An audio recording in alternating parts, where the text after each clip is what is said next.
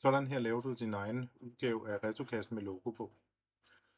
Du går ind i Megalab under Bamboo Studio, Megaworlds univers, og så går du ned og finder den, der hedder Image to Keychain. Her henter du så den billedfil ind af det logo, du gerne vil lave på kassen. Og i det her tilfælde er det et monsterlogo.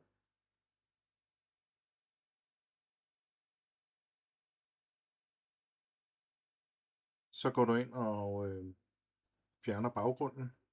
I det her tilfælde er baggrunden væk, men hvis nu det var en ensfarvet baggrund, så kan man lige fjerne baggrunden, så man kun får det vigtige i logoet. Når du har gjort det, så ændrer jeg tykkelsen til 2 mm. Trykker Confirm. Og så har du det færdige logo. Og trykker Confirm igen. Her har den så valgt, hvor mange farver der er. Altså hvis der er rigtig mange farver i billedet, så kan du så vælge det. Her er der faktisk kun 3 farver. Eller, der er faktisk 4. Der er 2 nuancer af grå. Og jeg vil gerne have det ned til 3 farver, så jeg vælger at fjerne den ene nuance grå. Den vælger jeg væk der. Og så laver den anden mørke nuance om til den samme som den anden. Så jeg dermed kun har 3 farver i alt. Så går jeg ind og vælger, at den skal være dobbelt side. Det vil sige, at der kommer, den er spejlvendt på den anden side. Og vælger face down mode. Så den ser ud her. Så den er simpelthen spejlvendt på den anden side. Så går jeg ind og giver den et navn, filen et navn. Vælger download og vælger 3MF.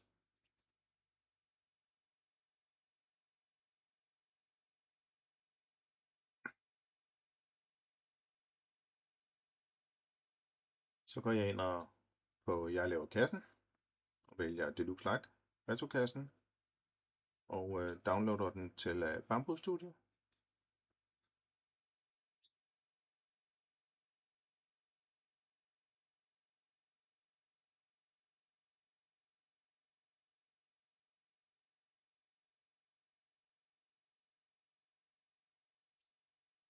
Den kasse jeg skal lave, den skal være hvid, så den farve går jeg så lige over og vælger.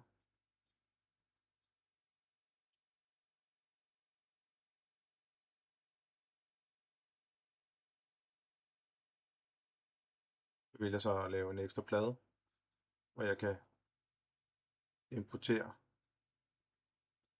den fil jeg skal bruge. Logoet. Nu når jeg har logoet,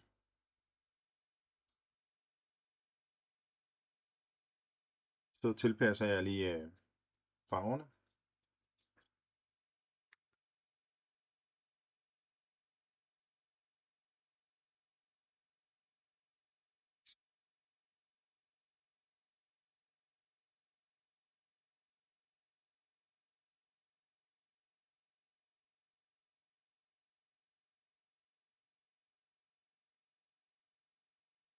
Det her indvendigt, det skal jo være hvidt og ikke sort.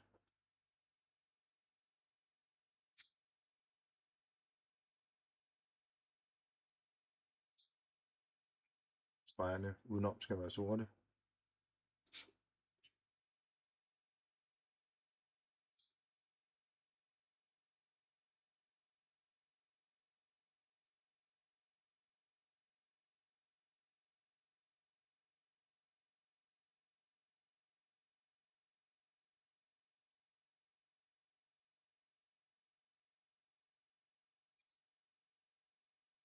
Men egentlig er det lidt, i det her tilfælde, lidt spild af tid, fordi jeg behøves faktisk ikke alt det hvide i teksten, fordi kassen er jo hvid. Det er udelukkende lige for at vise,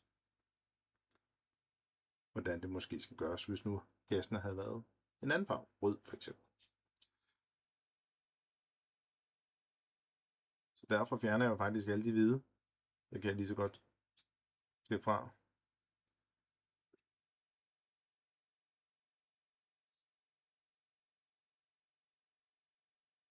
Og skal også lidt hurtigt ved at bare vælge alt det ved ude siden, men nu lige for Visha.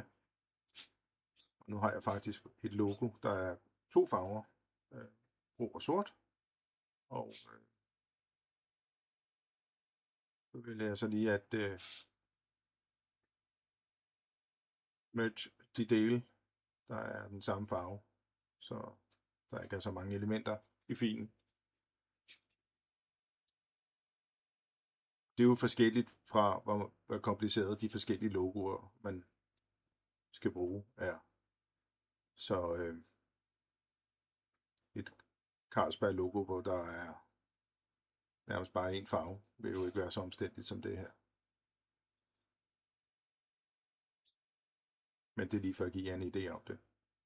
Nu har jeg så kortet det ned til 2 elementer, og dem vælger jeg så også lige at de skal lægge sammen.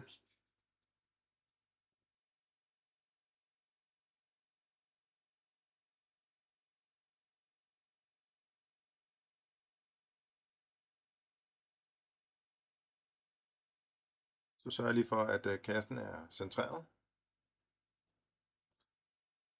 Så lægger jeg logoet over, og det centrerer jeg også lige.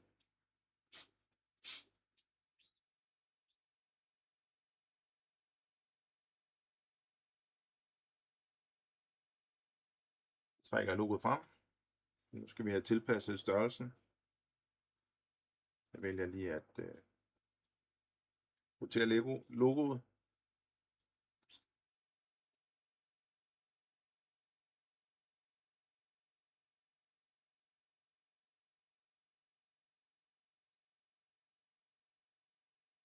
Så ændrer jeg størrelsen på logoet,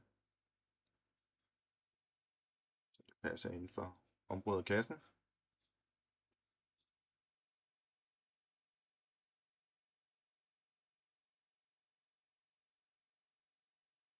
Så lægger jeg logoet tættere på kassen, lige for så det ser pænt ud. Så jeg lige har en idé om størrelsesforholdet.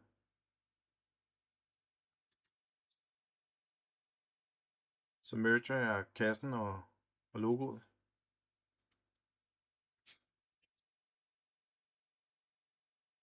Så vælger jeg lige logoet igen, de 2 elementer. Nu kan jeg så trække logoet op, så det også bliver tilpasset i højden. Og nu justerer jeg så igen lige hvor langt. Jeg vil gerne have logoet til at ligge helt fladt med kassen. Så det gør det der. Det ser da rigtig godt ud.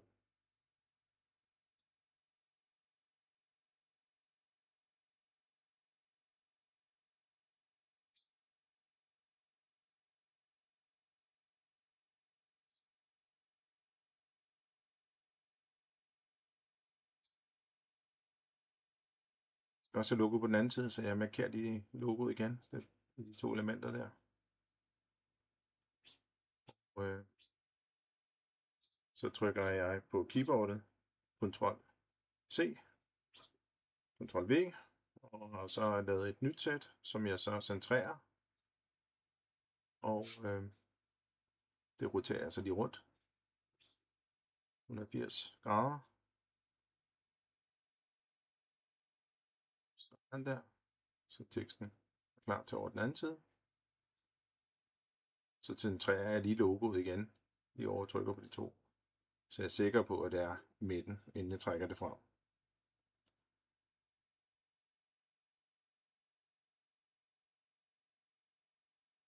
Så tjekker jeg lige hvad afstand logoet på den anden side er,